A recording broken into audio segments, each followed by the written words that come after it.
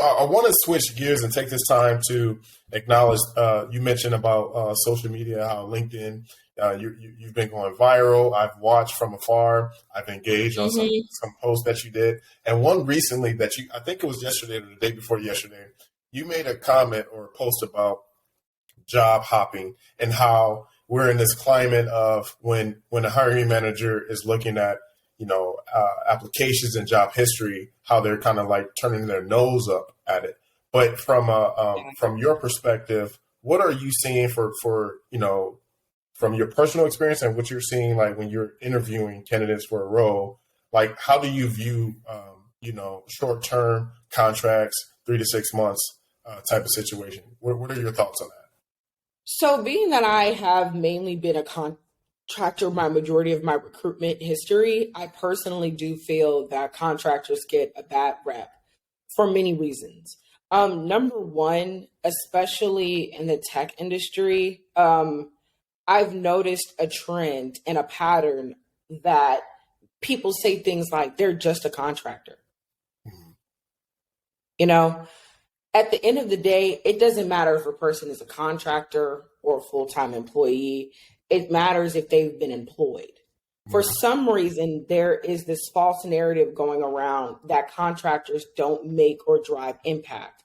And if you are a contractor that doesn't speak to leadership opportunities, that's all not true. You don't know the reason of why a person took a contract. Contracts at one point in time, a decade ago, used to mean opportunity. That's how people were able to get into a company on a permanent basis. Back then, I'm saying 10 years ago because the contracting world has changed versus then to now. I'm going to make a comparison so stick with me, you guys. Back then, a contract was deemed as a good thing. It presented itself as an opportunity. Let's try this person out for 6 months because the contractor doesn't get paid benefits. They're only getting paid an hourly rate at this time, okay? And there's multiple different contractors, but let's focus on the W2 contractor. I'm going to explain what a W2 contractor is. That is when they are employed by the staffing agency directly, and then they get sent off to a client. So, for example, let's just say Microsoft paired with Insight Global, Apex Systems, and Randstad. And they said, find us 1,000 recruiters in these specific industries. Those companies are going to hire for that said requirement, and they're going to present an hourly rate, and then they're going to be able to contract for Microsoft. At that point, it will then determine how many months that they're able to stay on the assignment. For companies that are in FANG and MANG, they usually do 12 to 18. And then at that 12 to 18 month mark, if there's not an opportunity to go permanent, you do have to leave because there have been multiple lawsuits regarding contractors staying for too long and not going permanent or no vertical movement. So there's a break period. So people who contract with these very large corporations at that length of time do, in FANG specifically, they have to have a 6-month cool down period before they can go back. So if they don't have a permanent opportunity presented to them within their 12 or their 18 months, they have to leave within 6 months, right? They have to leave 6 months and then come back and start a whole nother contract. So let's just say that person does this contract, and during that time, something abruptly happens and they get laid off, right? Which happens a lot in tech, right? Budget cuts, layoffs, that happens a lot. Why? Because tech world, more than any other company, any other industry, tech and the banking / financial industry, they are very, very, very specific with their pockets. Very. You will see banking and tech do layoffs usually around the same time. And there's a reason for that, you guys. So follow me. If your contract abruptly ends, knowing you were supposed to have the tenure of 18, 12 months, it doesn't matter. Because that 12, 18 months that you were, quote unquote, promised, because at every staffing agency, if it's a good one, they're going to tell you possible 18 months, right? So the person that's taking the contract is looking at the 18, but what they should be looking at is the possible, because that's the subject, right? So if they got laid off or got let go within that 6 months, they then therefore have to explain themselves constantly in interviews why their contract lasted for 6 months or 3 months. But the average tenure for contracting per assignment is 6 months. It's more or less, it's more rare to see very long-term contracts.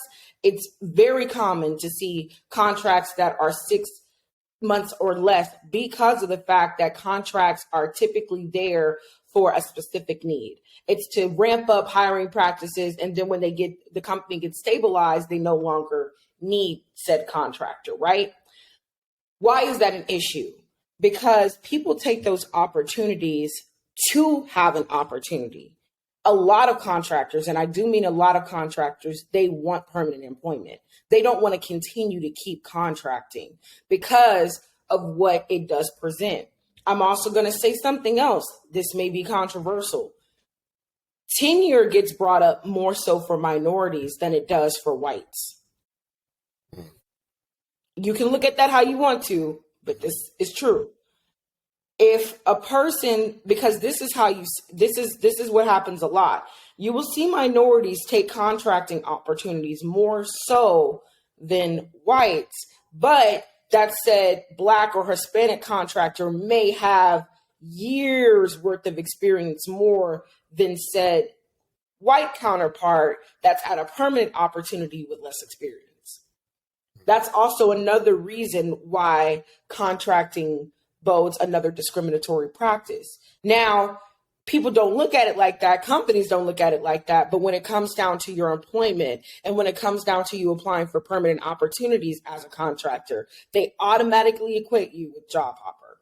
And that is not the case. Contractors are able to not only ramp up your hiring practices, they're able to get in, they're able to move quickly without having to take much direction. They're able to create talent acquisition process, handles a lot of requisition workload, and they're able to get moving.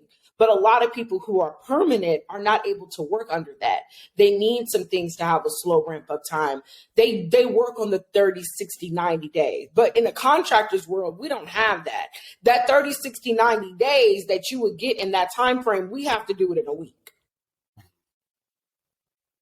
So when it comes down to me, and when I look at my assignments and when I look at a person, I look at their entirety of their experience.